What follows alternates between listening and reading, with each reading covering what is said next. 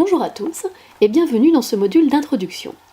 Dans cette vidéo, je vous présenterai tout d'abord la formation photographique Le point de vue créatif sous tous ses aspects, en quoi consiste-t-elle, comment se déroulera-t-elle, de quel matériel aurez-vous besoin, quel sera le rythme de travail, comment la formation sera-t-elle validée. Enfin, je finirai en vous donnant un conseil simple mais très efficace pour améliorer immédiatement vos photos. Tout d'abord, à quoi sert la formation Le point de vue créatif ? Cette formation en ligne a pour but de vous aider à améliorer vos photos en vous faisant découvrir de nouvelles approches photographiques. En 5 modules, vous apprendrez différentes méthodes comme faire varier l'endroit d'où vous prenez votre photo, travailler en série ou encore construire une histoire. Cette formation est donc pour vous si vous souhaitez renouveler le type de photos que vous faites d'habitude. En revanche, elle ne vous satisfera pas si vous recherchez les choses suivantes. Tout d'abord, de nouvelles idées de sujets pour vos photos, comme la photo d'architecture, le portrait ou encore la photo abstraite.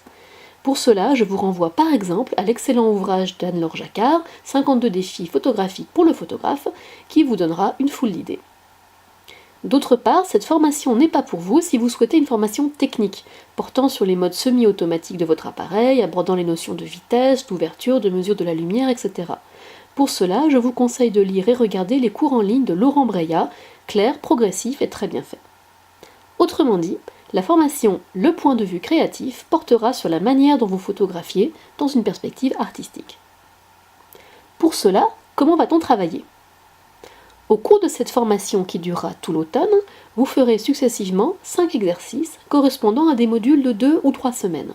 Par exemple, le premier module commence le 18 septembre et durera 2 semaines, jusqu'au 1er octobre. Vos photos seront à rendre pour le 30 septembre au plus tard. Elles sont à déposer dans cette plateforme et après la date limite, le serveur sera fermé. Pour chaque thème que nous traiterons ensemble, vous serez guidé pour l'exercice par différents supports, la vidéo du cours, sa transcription et selon les cas, un glossaire, un aide-mémoire téléchargeable, des liens vers des ressources complémentaires. Un espace forum vous permettra de discuter avec les autres participants, de poser vos questions, etc. Bien sûr, vous pouvez faire des essais, faire des exercices d'exercices et me poster vos premières photos. Je les regarderai, nous en discuterons pour voir si on peut encore creuser les choses. Un petit mot concernant le matériel et le calendrier. Tout d'abord, il vous faut de quoi prendre des photos, qu'il s'agisse d'un appareil compact, d'un téléphone ou d'un réflexe.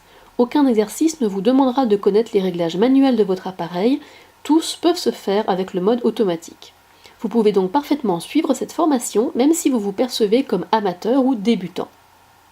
D'autre part, il vous faudra une connexion internet régulière pour vous connecter à la plateforme, consulter les cours, déposer vos photos, faire les tests, participer au forum, etc. Il ne sera pas nécessaire de vous connecter tous les jours, mais pour vous tenir au courant des discussions, pour travailler un peu le cours, pour poster vos photos, regarder celles des autres, une connexion 2 à 3 fois par semaine serait souhaitable. Au total, la formation vous prendra entre 1 et 2 heures par semaine. Pour certains modules, il faudra prendre une photo par jour ou encore poster sa photo dans un délai de 5 jours. Bien sûr, vous serez prévenu à l'avance de ces éléments de calendrier, mais il faudra être très rigoureux dessus. Comment valider la formation ? Pour valider chaque module, il faudra regarder la vidéo, faire l'exercice et réussir le test de connaissance. L'exercice est à faire au cours des 2 ou 3 semaines correspondant au module. Ensuite, ce ne sera plus possible car on sera passé à l'exercice suivant. Les tests, par contre, n'ont pas de limite de date. Vous pouvez les faire quand vous voulez, jusqu'à la fin de l'année 2017. Chaque fois que vous validez un module, vous décrochez un badge. Ceux qui valident tous les modules recevront un certificat précisant les notions qui ont été abordées durant la formation et un petit cadeau dont je ne vous dirai rien à ce stade. Si cette formation vous tente, inscrivez-vous en envoyant un mail à sinuaison@gmail.com. N'hésitez pas à me contacter s'il vous faut plus de détails ou encore posez vos questions dans le forum. Cette présentation est maintenant terminée et je vous laisse avec un conseil pour améliorer immédiatement vos images. Très bonne journée à tous. La question bonus, comment puis-je améliorer facilement mes photos ? Voici un truc tout simple pour améliorer les photos de tous les jours. Ne faites pas de photos symétriques. À moins de vouloir faire précisément une photo symétrique parce qu'il y a quelque chose de très symétrique dans votre image, ne faites pas de photos symétriques.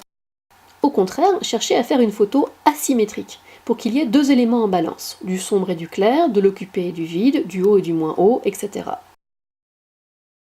Voici quelques exemples. Pour un portrait en format horizontal, ne centrez pas la tête dans l'image, mais placez-la un peu à gauche si la personne regarde vers la droite, ou un peu à droite si la personne regarde vers la gauche.